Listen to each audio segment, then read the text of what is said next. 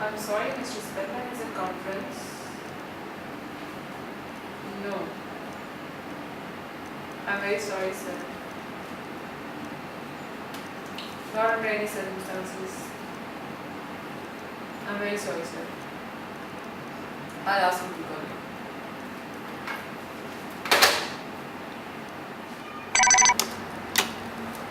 Spellman Engineers? Pete. I would better have him call you back. Yeah? What? It's Pete. He says, how's the old Vermonter? Fine. Fine, he says. He looks kind of dazed, I feel. I guess this 8 o'clock does too. Okay. Pete will call you. Is he busy? Corcoran flew in this morning. On the phone with him. And they're not talking off. Eddie, I won't be standing here. Lousy old bounder. Eddie, I need you, boy. You and Matty got a bun at midnight oil. In fact, I gotta get Pete in from out there. And let him go alone a couple of days. Get Jerry. Is Pete in here yet? Not yet. Send him in when he comes. Come on, let me show you.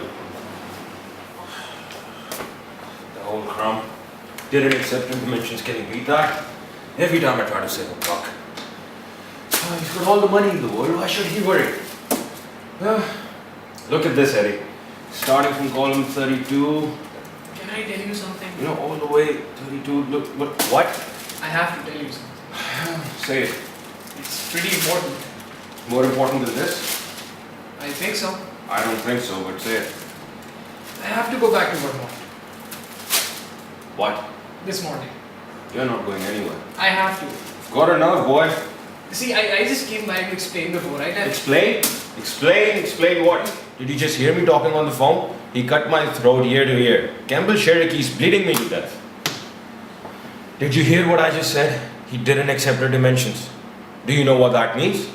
It means I don't want any explanations about anything from you or anyone else. I want drawings. I want drawings and I want them fast.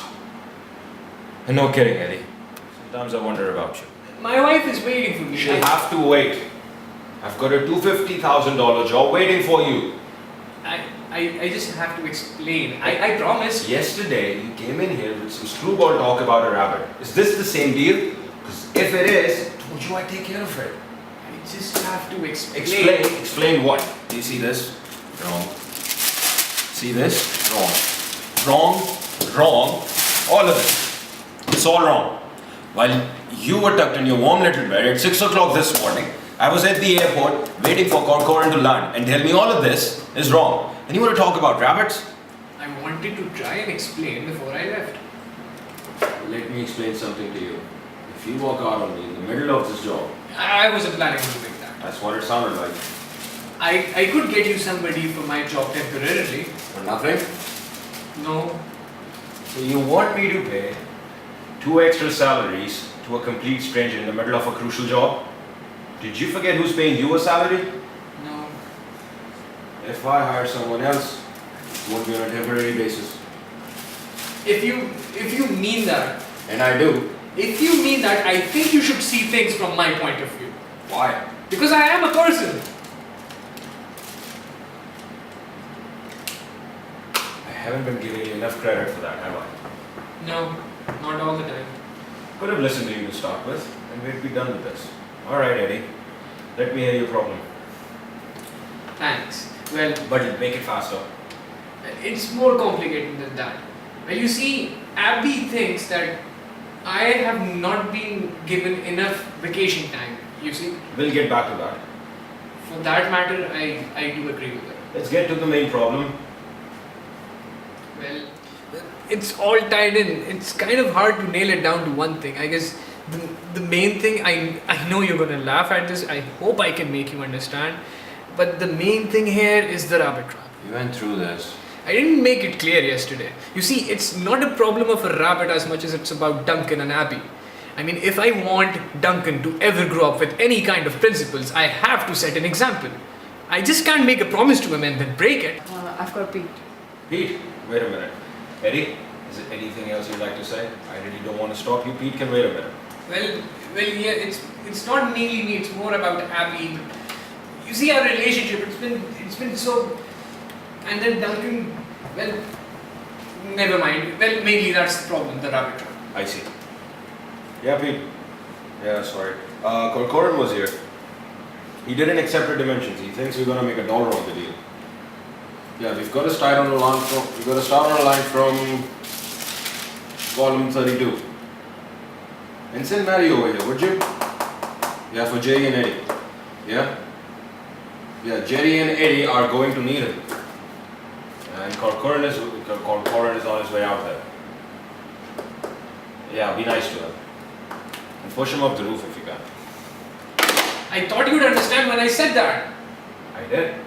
But you said I'd be here. And you will. But I told you. Look, Eddie, let's quit kidding each other, shall we? You know and I know you're not going anywhere. Your wife put you up to this, but your heart wasn't in it from the start. You're not going to walk out on a job that you have been in for 8 years. What are you talking about? You're not going to just do that just to get a lousy rabbit out of a lousy trap. I'm a man of principle too, up to a point. But a man's got to be realistic. Tell your wife. Jerry's here. You bring it? Yeah. Tell him to wait a minute.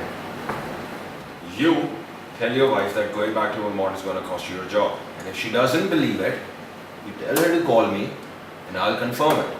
That ought to patch things up for you at home. Now, take these drawings and start from column 32. Okay, boy? Okay. Now, Judy has something for you. Wait. Where's Jerry? He went inside. I got him. Never mind. I'll go in myself. Action.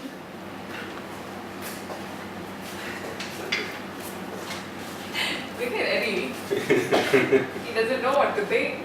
I don't think this is funny. I don't think this is funny at all. Whose idea was this? This is a pretty stupid joke. Eddie. Wait a minute. You really think I should be laughing? Is this any way to treat a rabbit like that? Eddie, hold the phone. We're all found out. This doesn't mean it's named Eddie. It means it's for Eddie. It's for you to take home to your kid. Remember, I promised you I'll fix it up for you. He thinks we named it Eddie. Don't you just like him? You talked so loudly, you scared him. Look at it. It's trembling. I think I better go. What? I'm going home. I'm going back to Abby and Duncan. I'm going to take them to Vermont. Eddie, I'm warning you. If you walk out of here, you're through. I know. So long.